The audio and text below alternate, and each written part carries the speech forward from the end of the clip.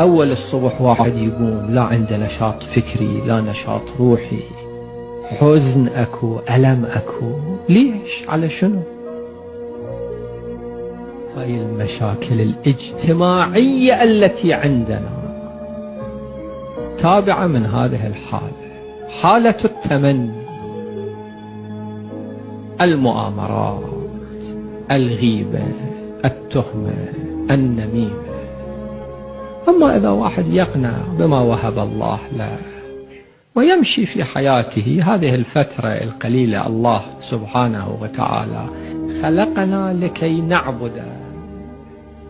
واحد يشتغل بعبادة الله سبحانه وتعالى، أما أنه كله يفكر ليش أنا طويل، ليش أنا قصير، ليش أنا سمين، ليش أنا ضعيف، ليش خشمي طويل، ليش خشمي قصير، يدمر حياته.